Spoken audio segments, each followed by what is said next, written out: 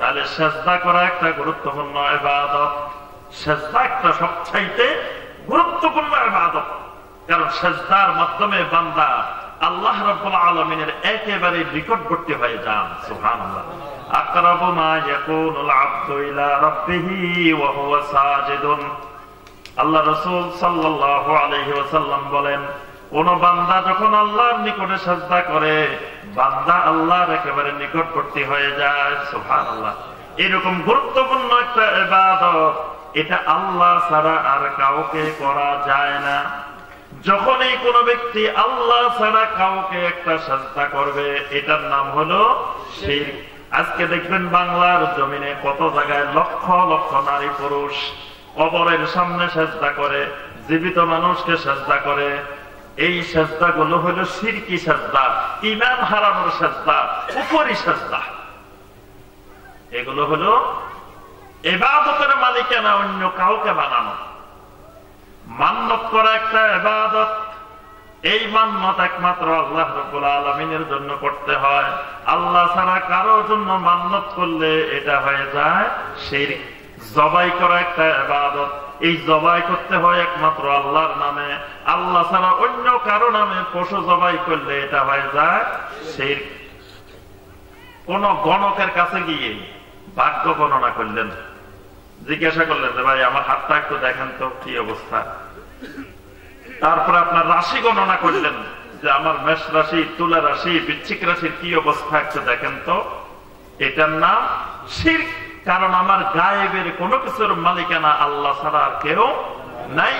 যখন কারো কাছে আমার আপনার ভবিষ্যৎ সম্পর্কে, রাশি সম্পর্কে, ভাগ্য সম্পর্কে জানতে চাইলাম, এটা হলো আল্লাহ ছাড়া অন্য কারো কাছে গায়েবের জিনিস জানতে চাইলাম। যদি জিন হুজুরের কাছে গিয়েও বলেন যে আমার কি হয়েছে একটু দেখেন, আমার অবস্থাটা কি, ভবিষ্যৎটা কি দেখেন, এই জিন হুজুরের কাছে জানতে চাওয়া, এটার নামও শিরক। এই জন্য আল্লাহ রাসূল সাল্লাল্লাহু আলাইহি ওয়াসাল্লাম বলছেন, মান আতা কাহিনান আও আররাফান, কেউ যদি কোনো গণকের কাছে যায়, কোন ভবিষ্যৎ বক্তা, কোন ভাগ্য নির্ধারণকারী, ভাগ্য বলে দে, এরকম ব্যক্তির কাছে যদি কোনো ব্যক্তি যায়, লাম তুকবাল লাহু সালাতু 40 ইয়াওমা, 40 দিন পর্যন্ত তার কোন সালাত আল্লাহ কবুল করেন না।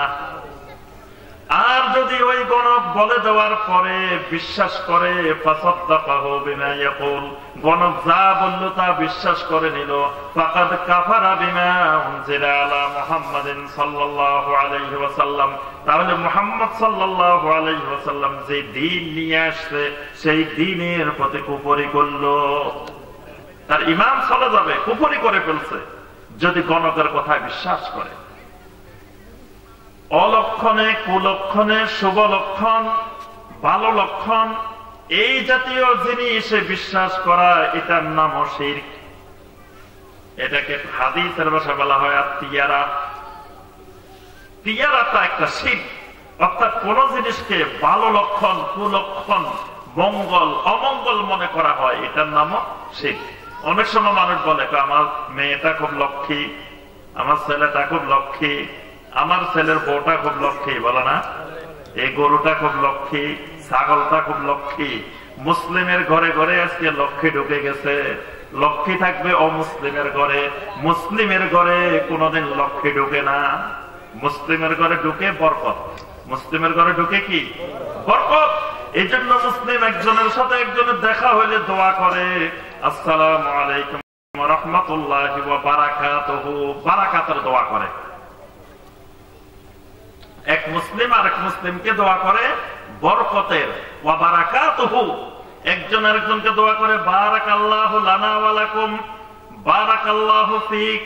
বিয়ে শাদীর পরে নতুন স্বামী স্ত্রীকে দোয়া করে বারাকাল্লাহু লাকা ওয়া বারাকা আলাইকুমা ফি খায়র। একজন আরেকজনের জন্য বরকতের দোয়া করে। এইভাবে সব খাবারের শুরুতে, খাবারের মাঝখানে একজন দাওয়াত খাওয়াইলো, তাকে দোয়া করে আল্লাহুম্মা বারিক লাকা ফীমা আতাইতাহুম ওয়াগফির লাহুম ওয়ারহামহুম। এইভাবে সব জায়গায় মুসলিম খালি বরকতের দোয়া করে, কারণ মুসলিমের ঘরে ঢুকে বরকত, লক্ষ্মী ঢুকে না।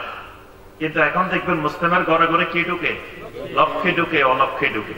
আমার আর রুজি রোজগারে বরকত হয় না, যা রুজি করি সব চলে যায়, ঘরের মধ্যে অলক্ষী ঢুকছে, এরকম বলে না?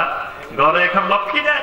কেউ কেউ মেয়েটা খুব লক্ষ্মী ছিল, মেয়েটা বিয়ে দেওয়ার পরে আমার ঘরে অলক্ষী ঢুকে গেছে, আমার লক্ষ্মীটা ওই বাড়িতে চলে গেছে, ওই বাড়িতে লক্ষ্মী শুরু হয়ে গেছে, এরকমও বলে অনেকে। এগুলো হলো কুফরি বিশ্বাস, শিরকি বিশ্বাস। কোন মানুষ মুসলিম এগুলোতে বিশ্বাস করে না, মুসলিম বিশ্বাস করে বরকতে। আবার দেখবেন সকালবেলায় বাড়ির কোণে অগ্নি কোণে কোন পাখি ডাক দিছে, আজকে আমার কোন বিপদ আছে, কারণ এত ভোরে ভোরে সকালবেলায় একটা পাখি ডাক দিছে, বলে না? তারপরে কয় শোনেন যে আজকে আমি একটা কাজে গাজীপুরের দিকে রওনা দিয়েছি, হঠাৎ কিছু দূর যাওয়ার পরে দেখি এক মহিলা খালি কলসি নিয়ে বাইরেছে। আহারে, খালি কলসি দেখে গেছি সকালবেলায়, আমার যাত্রাটা শেষ। তারপরে কয় অমুক জায়গাতে যাইতেছিলাম, হঠাৎ করে একটা পাখি ডাক দিছে, আজকে কাজটা হবে না মনে হয়, মানে পাখি বুঝে গেছে। এই জাতীয় বিশ্বাসগুলোর নাম শিরকি বিশ্বাস। এরপরে দেখবেন শনিবার মঙ্গলবারে বিয়ে শাদী হয় না, এই দুইটা দিন ভালো না, শনি মঙ্গলবার ভালো না, শুক্রবারে দাও, না বৃহস্পতিবারে দাও, সোমবারে দাও, শনি মঙ্গলবারে দিও না। তারপরে দেখবেন বাঁশ কিনতে গেছেন, রবিবারে বাঁশ কিনতে গেছেন, কেউ বাঁশ বিক্রি করে না। কারণ কি? কয় না, রবিবারে বাঁশ বিক্রি করা যাবে না, বিক্রি করলে ক্ষতি হতে পারে।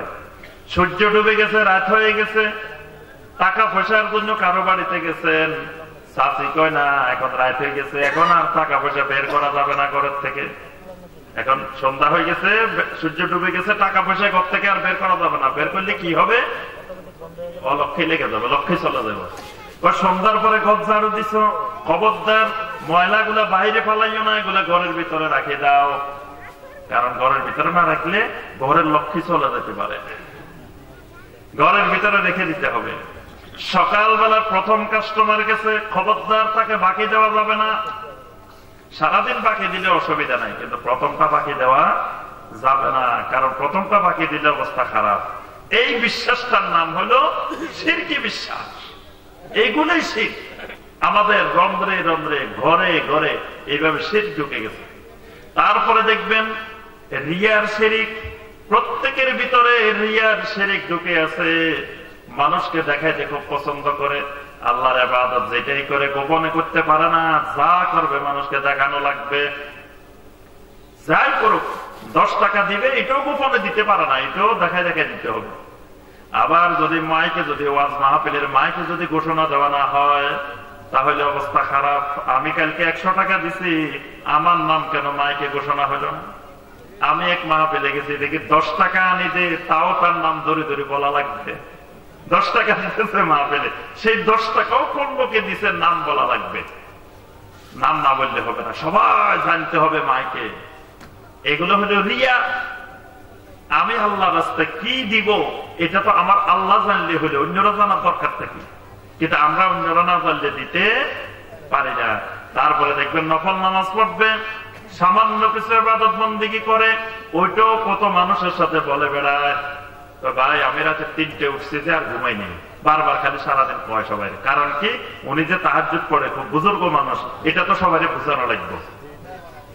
তারপরে কয় শুনেন, আমি কিন্তু 10 দিনে 1 খতম কোরআন শরীফ পড়ি, বেলায় আমি সবসময় খালি কোরআন পড়ি, সবাই শোনাইব। তারপরে একজন আসে আমাকে বলে, হুজুর শুনেন, আমি 4র্থবার যখন হজে গেছি, এত বৃষ্টি হয়েছে, আমরা সবাই মিনার থেকে পাহাড়ে উঠে গেছি। 4র্থবার হজে গেছে, মানে উনি 4বার হজ করছে, এটা বোঝাইতে চাচ্ছে।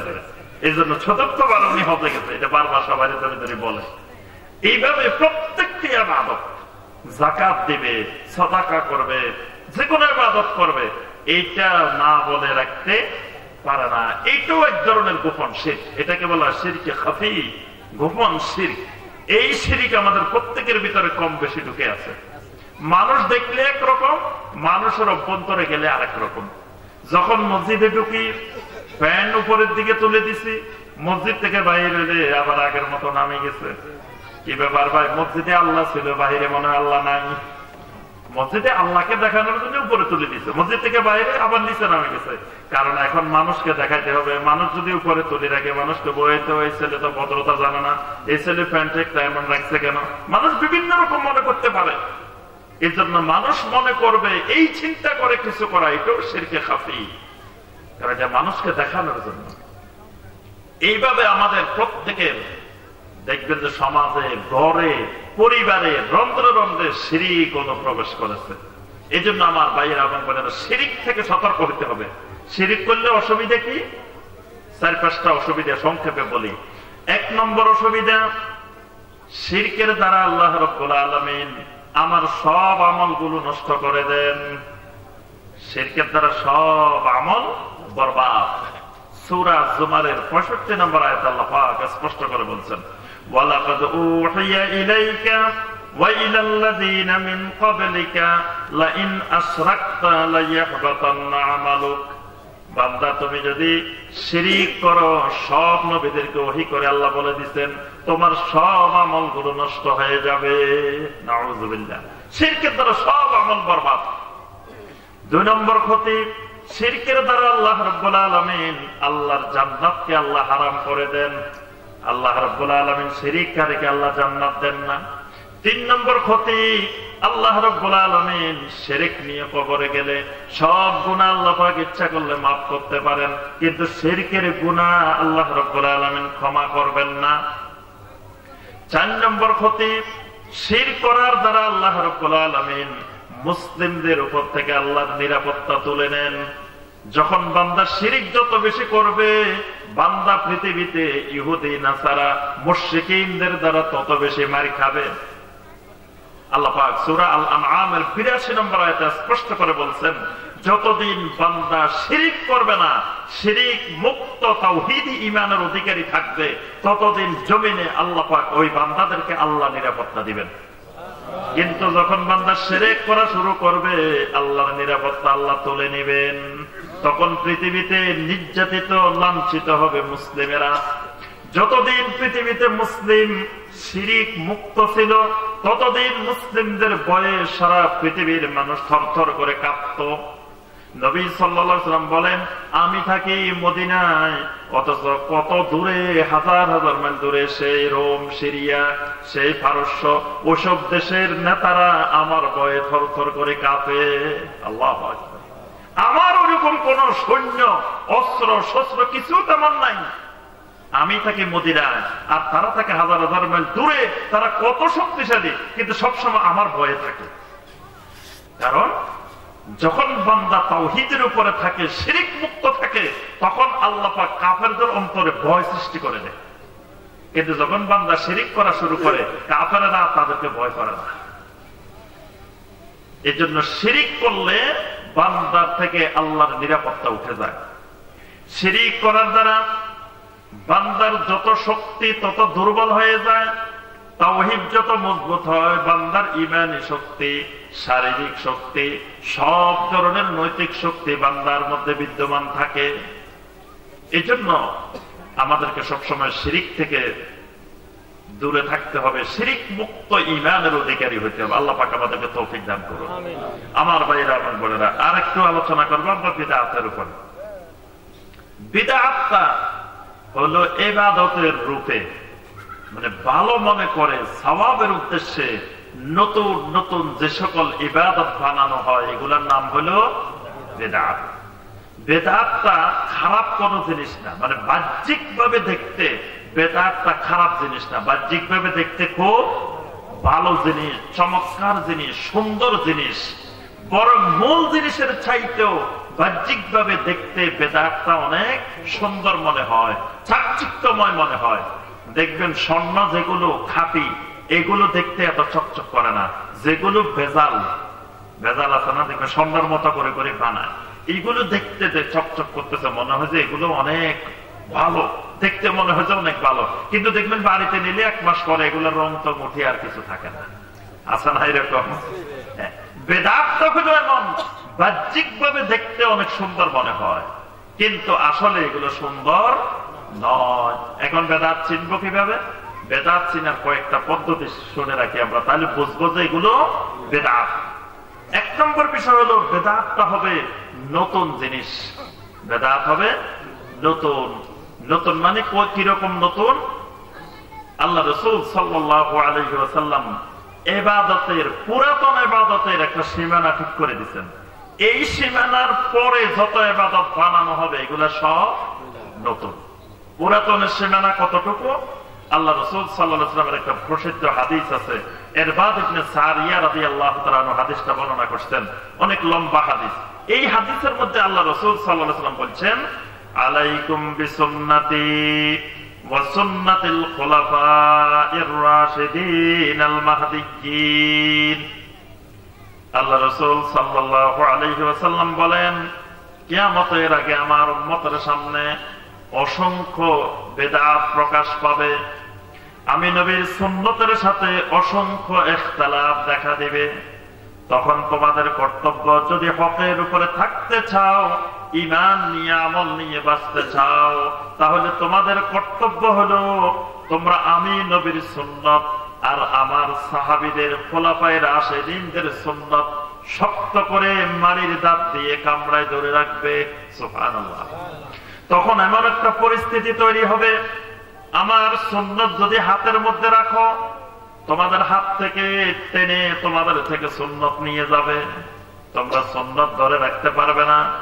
যদি সামনের দাঁত দিয়ে কামড়াই সুন্নত ধরে রাখো, টান মেরে তোমার দাঁত ভেঙে তোমার থেকে সুন্নত নিয়ে যাবে, তোমার ভিতরে সুন্নত রাখতে পারবে না। এই জন্য আমার উম্মত যদি সুন্নত ধরে রাখতে চাও, তাহলে মারির দাঁত দিয়ে শক্ত করে কামড়াই ধরবা, তাহলে যত টানবে টানো, তোমার থেকে সুন্নত ছুটবে না। সুবহানাল্লাহ। তো এখানে আল্লাহ রাসূল সাল্লাল্লাহু আলাইহি ওয়াসাল্লাম সুন্নতের কথা বলতে গিয়ে বলছেন, আলাইকুম বিসুন্নতি ওয়া সুন্নাতিল খুলাফাইর রাশিদিনাল মাহদিয়্যিন, অর্থাৎ আমার সুন্নাত আর খুলাফায়ে রাশিদিনদের সুন্নাত। তাহলে আমার সুন্নাত মানে নবী সাল্লাল্লাহু আলাইহি ওয়াসাল্লামের নবুয়তের 23 বছরে যা করেছেন, করতে বলেছেন, যার অনুমোদন দিয়েছেন, এগুলো হলো 23 বছরের পুরাতন ইবাদত। কিয়ামত পর্যন্ত এগুলো পুরাতন। 23 বছরের সাথে খোলাফায়ে রাশিদিনের 30 বছর, তাহলে কয় বছর হচ্ছে? 53 বছর। এই 53 বছরের ভিতরে যত আকীদা, যত আমল, যত ইবাদত, এগুলো সবগুলো হলো পুরাতন ইবাদত, পুরাতন আমল। এই 53 বছরের পরে নতুন নতুন যত আমল, যত আকীদা, যত ইবাদত বানানো হবে, এগুলো সবগুলো হলো নতুন। 53 বছরের গুলো পুরাতন, 53 বছরের পরে কিয়ামত পর্যন্ত যা বানানো হবে এই সবগুলো হলো কি? নতুন। আর বেদাতের প্রথম পরিচয় হলো এটা ওই 53 বছরের মধ্যে ছিল না, এটা 53 বছরের পরে বানানো হয়েছে, এই জন্য এটা বেদাত। আচ্ছা, এখন 53 বছরের পরে বানানো হলে বেদাত যদি বলেন, তখন আপনাকে অনেকে প্রশ্ন করবে যে এই 53 বছরের ভিতরে তো কত জিনিস ছিল না, তো ওগুলো তো আমরা এখন ব্যবহার করি না? ওই 53 বছরের ভিতরে তো এই মাইক ছিল না, এখন আমরা মাইক দিয়ে ওয়াজ করি। আল্লাহ রাসূল কি মাইক দিয়ে ওয়াজ করছেন? তখন তো এরকম মাইক ছিল না, তাহলে এটাও তো বেদাত। তারপরে দেখেন, মসজিদের ভিতরে আমরা টাইলস লাগাইছি, এসি লাগাইছি, ফ্যান লাগাইছি, এগুলোও তো ওই 53 বছরে ছিল না। হজে যাই আমরা বিমানে করি, নবী সাল্লাল্লাহু আলাইহি ওয়াসাল্লাম, সাহাবায়ে কেরাম ওই 53 বছরে বিমানে করে হজে যান নাই। এরকম দেখবেন অসংখ্য জিনিস আছে যেগুলো ওই 53 বছরে ছিল না। তাহলে তো সবগুলো বেদাত। মানে যারা বেদাতের চাষাবাদ করে, যারা আহলুল বেদাত, বেদাতের পৃষ্ঠপোষণকারী, তারা আপনাকে বলবে তুমি তো কয় এগুলো নতুন, এই জন্য বেদাত। তো এই সবই তো নতুন, তুমিও তো নতুন। তুমিও 53 বছরে ছিল নাকি? তোমরাও তো ছিল না, তোমরাও তো বেদাত।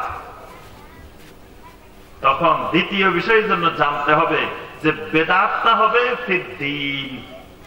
বেদাতের সম্পর্কটা হলো ইবাদতের ভিতরে, ইবাদতের মধ্যে, ইবাদতের ভিতরে, আমলের ভিতরে, দ্বীনের ভিতরে কোনো কিছু বাড়ানো যাবে না, কমানো যাবে না। কিন্তু যদি ইবাদতের উপকরণ হয়, ইবাদতের জন্য বানানো হয়, ওইটার সাথে বেদাতের কোনো সম্পর্ক নাই। তাহলে মাইক এটা কিন্তু ইবাদত না, এটা ইবাদতের জন্য। এটা দিয়ে শুধু আমি যে কথাটা বলতেছি, এই কথাগুলো ইবাদত। কিন্তু মাইক এটা হলো ইবাদতের মাধ্যম, ইবাদতের জন্য। মাইক এটা আমার কথাগুলো আপনাদের কাছে পৌঁছাবে, কিন্তু এই মাইক ইবাদত না। ইবাদত হলো আমি যে কথাগুলো বলতেছি, এখানে যদি কোরআন এবং সুন্নাহর কথা বলি এটা সুন্নাত, যদি কিচ্ছা কাহিনী বলি, জাল হাদিস বলি, মিথ্যা কথা বলি, হাসি তামাশা করি, গল্প গুজব করি, গান গাই, এটা হলো বেদাত। সুন্নাত আর বেদাতের সম্পর্কটা এখানে, কিন্তু মাইকের সাথে সুন্নাত বেদাতের সম্পর্ক নাই। মসজিদের ভিতরে যে সালাত গুলো আদায় করব, যে জিকির আজকার করব, যে ইবাদত গুলো করব, সেগুলোর মধ্যে বাড়ানো কমানোর 53 বছরে যা ছিল সেগুলোর বাহিরে কিছু করার ক্ষমতা আমার আপনার নাই, করলে সেটা বেদাত। কিন্তু মসজিদের মাইক, মসজিদের এসি, মসজিদের ফ্যান, মসজিদের টাইলস, এগুলো ইবাদত না, এগুলো ইবাদতের জন্য, এগুলো ইবাদতের উপকরণ। ইবাদতের উপকরণের সাথে সুন্নাত বেদাতের কোনো সম্পর্ক। বিমানে করে হজে যাওয়া, বিমানটা ইবাদতের উপকরণ, বিমানটা হজ না। হজ হলো আরাফার ময়দানে অবস্থান করা, বাইতুল্লাহর তাওয়াফ করা, সাফা মারওয়ার সাই করা। ওইগুলো নবী সাল্লাল্লাহু আলাইহি ওয়াসাল্লাম যেভাবে করেছেন, ওই 53 বছরে যেভাবে হজের কাজগুলো হয়েছে, ওইভাবে কিয়ামত পর্যন্ত করার নাম সুন্নাত। এর বাহিরে গেলে ওইটার নাম হবে বেদাত। তাহলে 2 নম্বর বিষয় বুঝলাম। তৃতীয় বিষয়, বেদাতের কোন দলিল থাকবে না, সুন্নতের সব সময় দলিল থাকবে। কারণ ইবাদতটা হলো তাওয়াক্কুফিয়া, অর্থাৎ দলিলবিহীন ইবাদত করা যাবে না। ছোট ইবাদত হোক, বড় ইবাদত হোক, একটা মুস্তাহাব হোক, নফল হোক, তারও একটা দলিল থাকা লাগবে। দলিলবিহীন কোন ইবাদত করা যাবে না। এটাই হলো শরীয়তের নীতিমালা, যে ইবাদতের ক্ষেত্রে ততক্ষণ পর্যন্ত কোন ইবাদত করা যাবে না যতক্ষণ পর্যন্ত ইবাদতটার দলিল পাওয়া না যাবে। একটা নফল ইবাদত, মুস্তাহাব ইবাদত কারো বানানোর অধিকার কিয়ামত পর্যন্ত নাই। এটা হলো ইবাদতের ক্ষেত্রে নীতিমালা। আর আদাতের ক্ষেত্রে, মুআমালাতের ক্ষেত্রে, হালাল হারামের ক্ষেত্রে নীতিমালা হলো ততক্ষণ পর্যন্ত দুনিয়ার সবকিছু হালাল, যতক্ষণ পর্যন্ত না হারামের দলিল পাওয়া না যাবে। যেমন আমরা ভাত খাই, কত কিছু খাই, এগুলো যে হালাল, দলিল আছে? কেউ যদি কয় আপনারা যে ভাত খান, ভাতের দলিল দেখান, কোন সহিহ হাদিসে পাইছেন ভাত খাওয়া? আপনারা তো সহিহ হাদিসের কথা বলেন, সহিহ হাদিসে আছে কিনা ভাত খাওয়ার কথা? তারপর আরো যা যা আমরা বাংলাদেশে খাই, এগুলোর নাম ধরে ধরে কোথাও আছে? নাই। তাহলে শরীয়তের এই ক্ষেত্রে নীতিমালা হলো দুনিয়ার সবকিছু খাওয়া হালাল ততক্ষণ পর্যন্ত যতক্ষণ না হারামের দলিল পাওয়া না যাবে। কারণ আল্লাহ পাক বলে দিচ্ছেন, ওয়াল্লাযী খালাকা লাকুম মা ফিল আরদি জামিআ, জমিনে যা আছে বান্দা সব তোমাদের জন্য বানাইছে।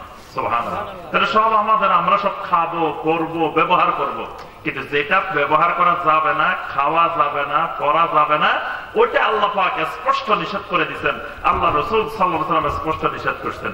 এই জন্য এই ক্ষেত্রে নীতিমালা হলো সব হালাল ততক্ষণ পর্যন্ত যতক্ষণ হারামের দলিল না পাওয়া যাবে।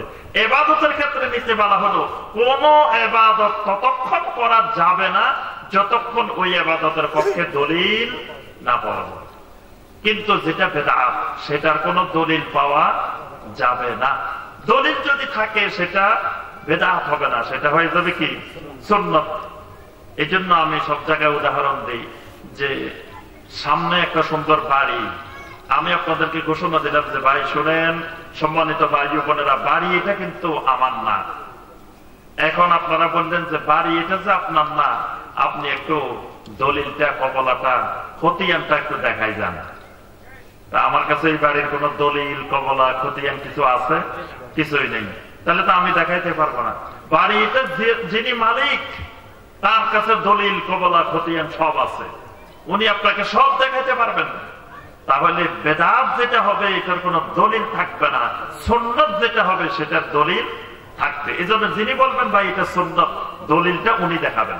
যিনি বলবেন ভাই এটা বেদাত, উনি কোন দলিল দেখানো লাগবে না। দলিল নাই বলে এটা বেদাত, দলিল থাকলে তো এটা সুন্নাত হয়ে যেত। তবে ইবনে তাইমিয়া রাহমাহুল্লাহ বলছেন, যারা বেদাতি, যারা আহলুল বেদাত, তারা তাদের বেদাতের সপক্ষে একটা ভুয়া দলিল বানায়নি। দেখবেন এলাকায় কিছু কিছু জমি দখলকারী থাকে, তাদের কাজে থাকে যে অমুকের জমি এখান দিয়ে 3%, ওখান দিয়ে 5%, ওখান দিয়ে 7%, তার নামে ভুয়া কবলা করে করে দলিল বানায় বানায় জমি দখল করে। এরকম কিছু থাকে না? আপনাদের এলাকায় কিন্তু নাই, কিন্তু অন্যান্য এলাকায় এরকম থাকে যে যারা এরকম জমির বিভিন্ন জনের জমি 2%, 5%, 10% দেখবেন গোপনে আপনার 2 নম্বর কবলা একটা বানায় জমি এগুলো দখল করে ফেলায়, এরকম থাকে। ঠিক বেদাতি যারা আহলুল বেদাত, তারাও তাদের বেদাতের সপক্ষে একটা একটা দলিল নির্ধারণ করে, কিন্তু দলিলটা ওই ইবাদতের সাথে সম্পৃক্ত না, দলিলটা অন্য জায়গার দলিল তারা এনে এখানে ফিট করে, অথবা আয়াতের অংশ বিশেষ অথবা হাদিসের অংশ বিশেষ এগুলো দিয়ে তারা দলিল পেশ করে। তাহলে মনে রাখবেন যে বেদাতের সপক্ষে যারা দলিল দেয় কয়েকটা বৈশিষ্ট্য মনে রাখবেন। হয় এই দলিল মানে ধরা পড়ে যাবে এইভাবে, হয় এই দলিল অন্য জায়গার দলিল এই জায়গায় এনে লাগাইছে, অথবা এই দলিল যেই দলিল দিয়ে দলিল পেশ করা হচ্ছে এই দলিল জাল দলিল, জাল হাদিস, সহিহ হাদিস না, এরকম দলিল এনে এখানে পেশ করতেছে। অথবা এই দলিল যেই দলিল তারা যুক্তি হিসাবে আহলুল বেদাত মানুষের সামনে পেশ করতেছে, এই দলিলটা কোনোভাবে যে কোনো উপায়ে সে সঠিক সোর্স থেকে না নিয়ে, অর্থাৎ বিভিন্ন কায়দা কানুনের মাধ্যমে আয়াতের অংশ বিশেষ নিয়ে, হাদিসের অংশ বিশেষ নিয়ে বানাইছে। কেউ যদি পুরা আয়াতে কারিমা পেশ করে, তার ভুয়া দলিলের জবাব আল্লাহ পাক ওই আয়াতের মধ্যে দিয়ে দিচ্ছেন। সুবহানাল্লাহ। এজন্য খেয়াল রাখতে হবে। দেখবেন আপনি একজনকে জিজ্ঞাসা করবেন যারা বেদাত করেন, বেদাতের দলিলগুলো দেখলে আপনি বুঝবেন। একজন বলতেছে শুনেন আল্লাহ রাসূল সাল্লাল্লাহু আলাইহি ওয়াসাল্লাম মারা যান নাই, আল্লাহ রাসূল জীবিত। কই পাইছেন আল্লাহ রাসূল জীবিত? রাসূল মারা গেলেন না। রাসূল যদি মারা না যায় তাহলে সাহাবায়ে কেরাম আল্লাহু আকবার নবী সাল্লাল্লাহু আলাইহি ওয়াসাল্লামকে গোসল দিলেন, কাফনের কাপড় পরাইলেন, কবর খুঁড়লেন, কবরে দাফন করলেন, জানাজা পড়লেন। তো জীবিত একজন মানুষকে কিভাবে সাহাবায়ে কেরাম এইভাবে গোসলও দিলেন, কাফনও পরাইলেন, কবরও দিয়ে ফেললেন? এটা একটা প্রশ্নের ব্যাপার না? নবী সাল্লাল্লাহু আলাইহি ওয়াসাল্লাম জীবিত, মারা যান নাই, তো তাইলে জীবিত মানুষকে কিভাবে করলো? ওই না কোরআনের দলিল আছে। কি দলিল আছে? ওয়ালা তাকুলু লিমান ইউকতালু ফি সাবিলিল্লাহি আমওয়াত, যারা আল্লাহর রাস্তায় মারা গেছে তাদেরকে তোমরা মৃত বলিও না। দলিল পাওয়া গেছে, দলিল তো আছে। আচ্ছা, তো এখন এবার দেখেন বেদাতে কেমনে ধরা পড়ে। তার এই দলিল যে এটার সাথে সম্পৃক্ত না। এখানে আল্লাহ বলছেন যারা আল্লাহর রাস্তায় মারা যায় তাদেরকে তোমরা মৃত বলিও না, শহীদদের কথা বলছেন। এখানে কিন্তু নবী রাসূলদের কথা বলেন নাই। তাহলে আয়াত এটা নবী রাসূলদের শানে অবতীর্ণ হয় নাই, আয়াতটা সমস্ত শহীদদের শানে। তাহলে অন্য জায়গার দলিল আনি এখানে লাগাইছে, কিন্তু দলিল একটা বার করেছে। আচ্ছা, একজন বলে আল্লাহ রাসূল সাল্লাল্লাহু আলাইহি ওয়াসাল্লাম নূরের তৈরি। আল্লাহ রাসূল নূরের তৈরি কোথায় পাইলেন? আল্লাহ পাক বলেন কাদ জাআকুম মিনাল্লাহি নূরুন ওয়া কিতাবুম মুবিন, তোমাদের কাছে আল্লাহর পক্ষ থেকে নূর এসেছে, স্পষ্ট কিতাব এসেছে। এটা হলো আয়াতের অংশ বিশেষ। এর আগে কিন্তু আয়াত আরো আছে। সেখানে আল্লাহ পাক আহলে কিতাবদেরকে বলছেন, হে আহলে কিতাবেরা, কাদ জাআকুম রাসূলুনা ইউবাইয়িনু লাকুম কাসীরাম মিম্মা কুনতুম তুখফুনা মিনাল কিতাব। ও আহলে কিতাবেরা, তোমরা অনেক জিনিস গোপন করে রাখো, আমার রাসূল এসে তোমাদের ওই গোপন জিনিসগুলো প্রকাশ করে দেয়। তাহলে নূরের কাজ কি? যে অন্ধকারের ভিতরে অনেক জিনিস গোপনে লুকায় রয়েছে, আপনি যখন লাইট দিয়ে দিচ্ছেন গোপন জিনিসগুলো বের হয়ে গেছে। এই জন্য নবী সাল্লাল্লাহু আলাইহি ওয়াসাল্লামকে এখানে আল্লাহ পাক নূর বলছেন যে ইহুদিরা যা গোপন করছিল তাওরাতের মধ্যে, আল্লাহ পাক নবী সাল্লাল্লাহু আলাইহি ওয়াসাল্লামের মাধ্যমে সবগুলো প্রকাশ করে দিয়েছেন।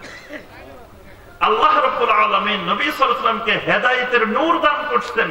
নবী সাল্লাল্লাহু আলাইহি ওয়াসাল্লামের হেদায়েতের নূর দিয়ে অন্ধকার, জাহেলিয়ত, শিরক সমাজ থেকে দূর হয়েছে।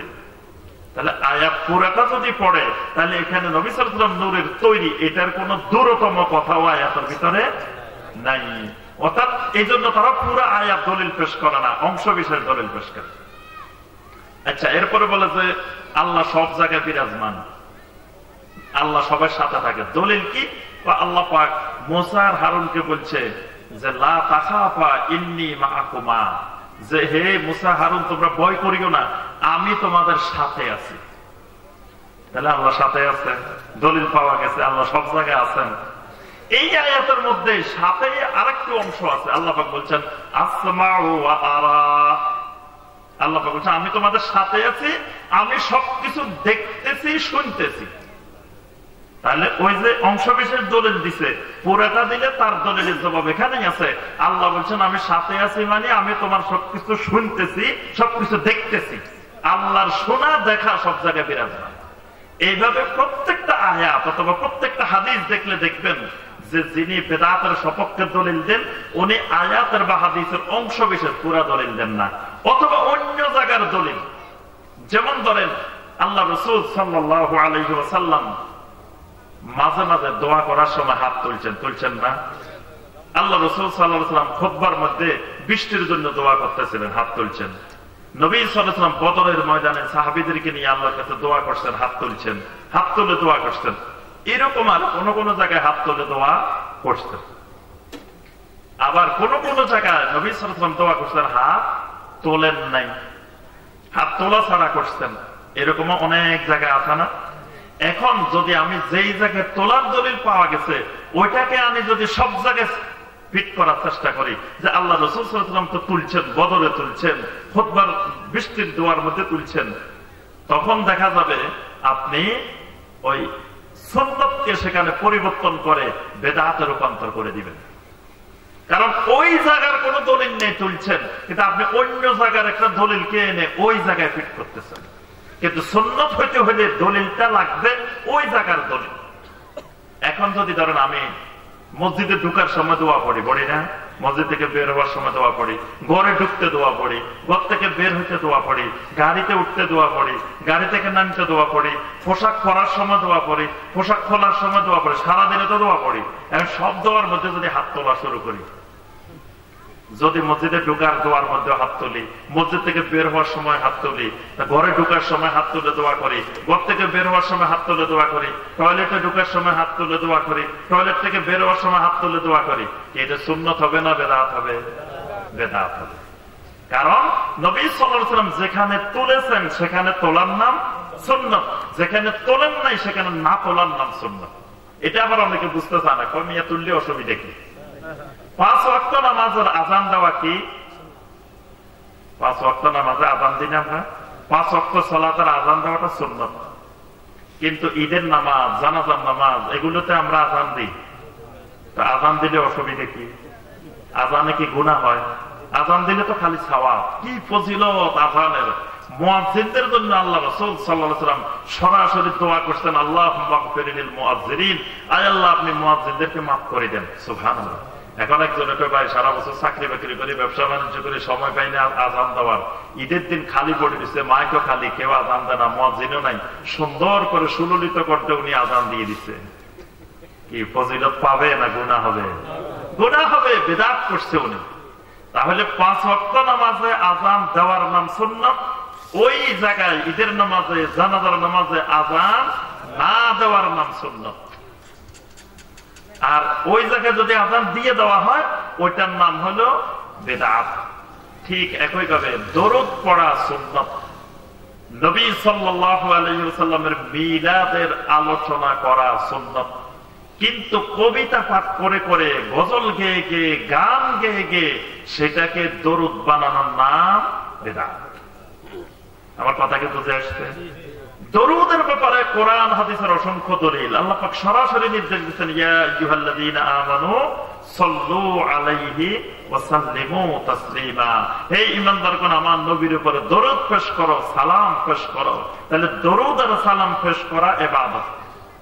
ইবাদত নবী সাল্লাল্লাহু আলাইহি ওয়াসাল্লাম ছাড়া পৃথিবীর আর কোন মানুষ শেখানোর অধিকার নাই।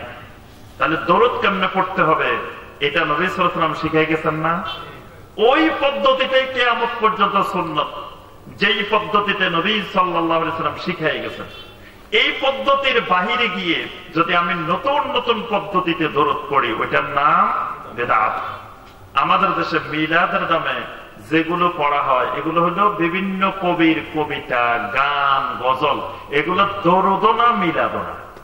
মিলাদ হলো আল্লাহ পাক নবী সাল্লাল্লাহু আলাইহি সাল্লামের প্রশংসা করে নবী সাল্লাল্লাহু আলাইহি সাল্লামের জন্মের ব্যাপারে অনেক আয়াত কোরআনে কারিমে নাযিল করেছেন। নবী সাল্লাল্লাহু আলাইহি সাল্লামের অনেক সহিহ হাদিস আছে নবী সাল্লাল্লাহু আলাইহি সাল্লামের জন্মের ব্যাপারে। এই আয়াত আর হাদিসগুলো যদি কেউ আলোচনা করে, শুনে, এটা ফজিলতের কাজ, এটাও ইবাদত।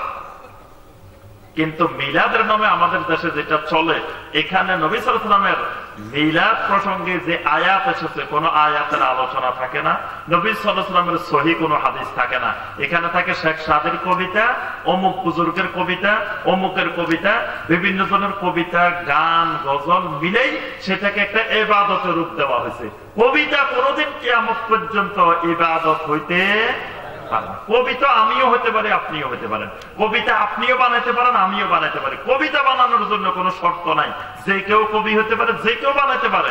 কিন্তু আমি একটা কবিতা বানাইলাম আর আপনি এটাকে ইবাদত মনে করে পড়বেন, এটা বেদাত। এই জন্য ঠিক জিকিরের ক্ষেত্রে মনে রাখতে হবে, আল্লাহ রাসূল সাল্লাল্লাহু আলাইহি ওয়াসাল্লাম যেই পদ্ধতিতে যেভাবে জিকির করেছেন, কিয়ামত পর্যন্ত ওই পদ্ধতিতে জিকির করার নাম সুন্নাত। ওই পদ্ধতির বাহিরে গিয়ে নিজেদের মন গড়া কৌশল, কলা কৌশল দিয়ে, বিভিন্ন দিকে টান দিয়ে, বিভিন্ন দিকে ধাক্কা দিয়ে, বিভিন্ন পদ্ধতিতে জিকির করার নাম হলো বেদাত। কারণ নবী সাল্লাল্লাহু আলাইহি ওয়াসাল্লাম যেই ইবাদত যেইভাবে শিখাইছেন, কিয়ামত পর্যন্ত ওই পদ্ধতিতে ইবাদত করার নাম সুন্নাত। যেমন ওযু করব আমরা, ওযুর মধ্যে নবী সাল্লাল্লাহু আলাইহি ওয়াসাল্লাম যেই অঙ্গটা আগে ধুইছেন সেটা আগে ধুইতে হবে, যেটা পরে ধুইছেন সেটা পরে ধুইতে হবে। এখন শীতের দিন আমি মোজা করলাম, মোজা করলাম যে আরে যে শীত লাগতেছে, আমি যদি হাত ধুয়ে ধুয়ে আস্তে আস্তে পায়ের দিকে যাই অনেক দেরি হয়ে যাবে। আগে সুন্দর করে পাটা ধুয়ে ফেলি, ভালো করে ধুয়ে মোজা পরে ফেলি, পরে আবার আস্তে আস্তে উপরের দিকে হাত ধুয়ে ফেললাম, মুখ ধুলাম, লাস্টে যায় মাথা মাছে করে ওযু শেষ করলাম। ওযুর সব কাজে আমি করছি, কিন্তু আগেরটা পরে, পরেরটা আগে। আমার ওযু হবে না। কারণ কি? পদ্ধতি মিলে নাই। নবী সাল্লাল্লাহু আলাইহি ওয়াসাল্লাম যেই পদ্ধতিতে করছেন হুবহু সেই পদ্ধতি হইতে হবে। সালাত নবী সাল্লাল্লাহু আলাইহি ওয়াসাল্লাম যেই পদ্ধতিতে পড়েছেন, কিয়ামত পর্যন্ত ওই পদ্ধতিতে হওয়া লাগবে। পুরুষেরাও নবী সাল্লাল্লাহু আলাইহি ওয়াসাল্লামের মতো সালাত আদায় করবে, নারীরাও নবী সাল্লাল্লাহু আলাইহি ওয়াসাল্লামের মতো সালাত আদায় করবে। কারণ নবী সাল্লাল্লাহু আলাইহি ওয়াসাল্লামের আম নির্দেশ হলো সল্লু কামা রাআইতুমুনি উসাল্লি। নারী পুরুষ সবাই আমি নবী যেমনে সালাত আদায় করি তেমনে সালাত আদায় করো। এখন এই আম নির্দেশ থেকে খাস করতে হলে এই দলিলের চাইতে আরো শক্তিশালী দলিল লাগবে। যেমন আমি আপনাদের সবাইকে বললাম যে সম্মানিত ভাইয়েরা, আপনারা সবাই মাহফিল শেষ হলে সুন্দর মতো চলে যাবেন, এটা হলো আম নির্দেশ। পরে বললাম যে শুনেন ভাই, আমাদের আব্দুল খালেক ভাই, আব্দুল মালেক ভাই দুইজন খালি থাকবেন, এই নির্দেশটা হলো কি খাস। তাহলে প্রথমটা যেভাবে মাইকে ঘোষণা দিয়ে বলছি, পরেরটা আরো জোরালো ভাবে বলতে হবে। কারণ পরেরটা মাত্র দুইজনের খাস করতেছি, আর আগেরটা সবাই আম করছি। এখন প্রথম সবাই বলছি চলে যাইয়েন, এটা বলছি মাইকে। পরে যে দুইজনের নাম বলছি, এটা মাইক বন্ধ করে তারপরে বলছি। এখন ওই দুইজন চলে গেছে, কারণ ওই দুইজন তো শুনেই নাই, থাকবে কেমনে? আচ্ছা, এখন ওই দুইজন তো চলে গেছে, তারা কি আমার অর্ডার অমান্য করছে? অমান্য করে নাই। কারণ তারা থাকবে কেমনে? তারা তো শুনেই নেই, শুনলে না থাকতো। আপনাদেরকে যেভাবে আমি আম নির্দেশ দিছি, ওই দুজনের খাস নির্দেশটা আরো স্পষ্ট করে দেওয়া দরকার ছিল, কিন্তু আমি দিছি মাইক বন্ধ করে গোপনে, কেউ শুনে নাই। এই জন্য আল্লাহ রাসূল সাল্লাল্লাহু আলাইহি ওয়াসাল্লামের এই হাদিসটা হলো আম। নারী পুরুষ সবাইকে বলছেন তোমরা আমার মতো পড়ো, আয়েশার মতো পড়ো, ফাতেমার মতো পড়ো, খাদিজার মতো পড়ো। আর কাউকে কিন্তু নবী সাল্লাল্লাহু আলাইহি ওয়াসাল্লাম দেখাই দেন নাই। নারীদেরকে বলছেন আমার মতো পড়ো। এখন কিছু কিছু হাদিস পাওয়া যায়, কিছু হাদিস আছে নারীদের একটু আলাদা নামাজের বর্ণনা। ওই নির্দেশগুলো খাস নির্দেশ, যে সবার থেকে নারীদেরকে খাস করা হয়েছে। এখন এই খাস নির্দেশগুলো হইতে হবে এই সহিহ হাদিসের থেকে আরো স্ট্রং, আরো শক্তিশালী। কিন্তু ওই হাদিসগুলো সব দুর্বল হাদিস। এখন দুর্বল হাদিস দিয়ে আম নির্দেশকে খাস করা যায় না, এই জন্যই ওই হাদিসগুলো পাপ, ওই হাদিসগুলোর আমল করা যাবে না। কারণ একটা আম নির্দেশকে, আম দলিলকে খাস করতে হলে, সহি হাদিসের আম নির্দেশকে খাস করতে হলে ওটাও সহি পর্যায়ের, সহি লিজাতিহি হইতে হবে, বরং মোতাবাতের আরো উচ্চ স্তরের লাগবে খাস করতে হলে। কিন্তু ওটা তো সহি তো না, সহি লিজাতিহি না, সহি লিগাইরিহি না, বরং ওটা দুর্বল হাদিস, দয়ীফ হাদিস। এই জন্য আম নির্দেশকে খাস করা যাবে না। এই জন্য আমার ভাইরা এবং বোনেরা, এই জন্য আমাদেরকে খেয়াল রাখতে হবে, সব ক্ষেত্রে সুন্নতের উপরে থাকতে হবে, বেদাত থেকে সব সময় দূরে থাকা লাগবে। বেদাত করলে ক্ষতি কি, এটা বলে আমার আলোচনা শেষ। বেদাত করলে 1 নম্বর ক্ষতি, ওই আমলটা বাতিল হয়ে যাবে। বেদাতি পদ্ধতিতে যে আমলটা করব সেই আমলটা বাতিল।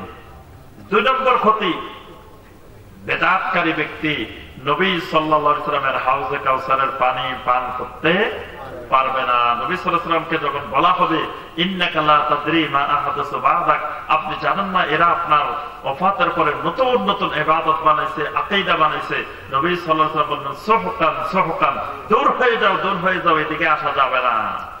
তাহলে নবী সাল্লাল্লাহু আলাইহি ওয়াসাল্লামের হাউজে কাউসারের পানি না পাওয়া মানে শাফাআতও পাবে না, নবী সাল্লাল্লাহু আলাইহি ওয়াসাল্লামের শাফাআত থেকে বঞ্চিত হবে। বিদআত করার অর্থ হলো নবী সাল্লাল্লাহু আলাইহি ওয়াসাল্লামের ইত্তেবার তাওহীদ লঙ্ঘন করা হলো। মানে আল্লাহর তাওহীদ হলো ইবাদতের তাওহীদ, নবী সাল্লাল্লাহু আলাইহি ওয়াসাল্লামের তাওহীদ হলো ইত্তেবার তাওহীদ। অর্থাৎ কিয়ামত পর্যন্ত আকীদার ক্ষেত্রে, ইবাদতের ক্ষেত্রে একমাত্র রাসূল সাল্লাল্লাহু আলাইহি ওয়াসাল্লামের অনুসরণ করা।